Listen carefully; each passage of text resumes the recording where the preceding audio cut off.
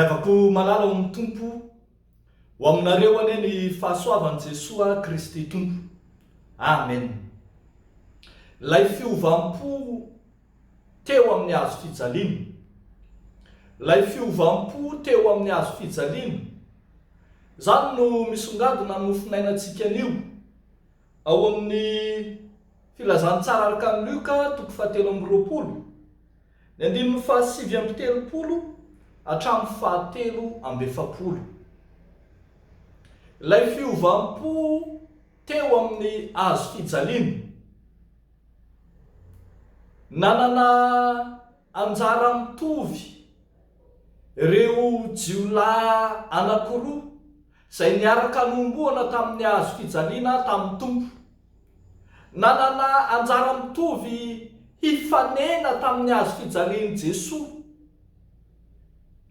Ny teokaviany nisafidy ny handatsy, haneso ary ny hamarana ny fiainany tamin'ny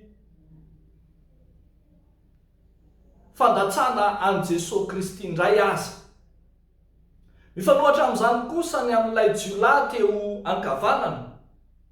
Fantany fa meloka izy ary vonona izy ny hiara-ny vokatry ny heloka izay nataony. Fahadisoana teo anatrehan'ny olona no nataony. Ka dia rariny sy mendrika ho azy raha mizaka ny vokatry ny fahadisoana nataony teo amin'ny olona sy ny fitsaran'ny olona azy izy. Fa teo anatrehan'ny hazo fijalian'ny tompo kosa dia nahita famonjena mezinezina ity jiolahy iray ity.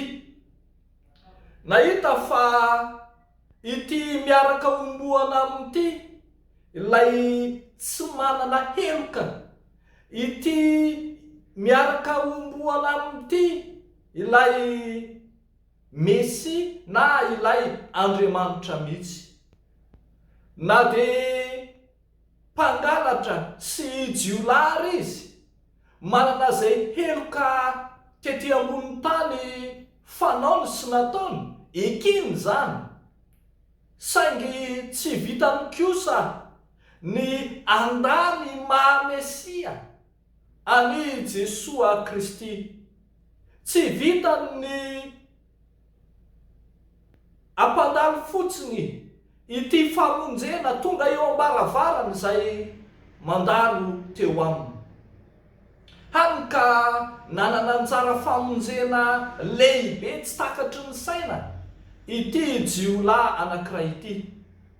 Meloka izy, nombona ho faty ary maty teo amin'ny hazo fijaliana noho ny ota izay nataony. Saingy nomeny Jesosy tompo kosa izy eo aminy any paradisa afaka fotoana fohy. Mizaka ny vokatry ny nataony teto ambonin'ny tany izy, fa mitsena fiainan-danitra mahafinaritra lehibe. Ny nampiavaka an'ity jiolahy teo ankavanan'ny tompo ity ry havako dia ny fahaizany nampiasa ny tranga fanararoatra izay niseho teo aminy. Nampiasainy ny fotoana farany izay nananany teo ambony hazo fijaliana hanambarana ny fahotan'ilay jiolahy namany na hanambarana ny fiaikeny heloka amin'ny maha-jiolahy azy. Nampiasainy ny fotoana farany izay nanany hitoriana ny filazantsara koa azy tamin'ilay namany. Eny, nampiasainy ny fotoana farany izay nanany, nibebahany ary nidedavana ny famonjena. Niala teto ambonin'ny tany izy, nivesatra ny vokatry ny heloka nataony, fa misalotra kosa ny fiainam-pamonjena izay nosokafan'ny tompo ho azy. Tsy azony ny fiainan'ny tany satria meloka izy, fa nisokatra ho azy kosa ny varavaran'ny lanitra satria nahay ny bebaka izy. Revako manalo amin'ny tompo ilay famonjena teny ambony hazo fijaliana dia tsy Jesosy Kristy ihany no nizara, fa ilay jiolahy teo ankavanany koa nahay nandray, ary ny fifanenany zany famonjena nomeny tompo azy sy ny fahaizany mandray izany no tena antsona hoe famonjena.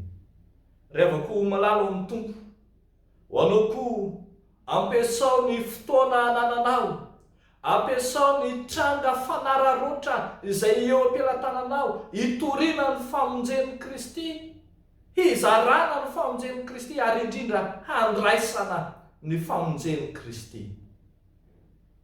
Tsy be dia be ny fotoana azonao hieritreretana, fa zao no fotoana mety, zao no fotoana fanapahan-kevitra, zao no fotoana ahafahanao miandany amin'ny Kristy, fa tsy sanatria hanohatra na hanome tsiny na handatsa na hanenjika na hanao ny teny ratsy rehetra hanamelohana amin'ny Kristy koa azy.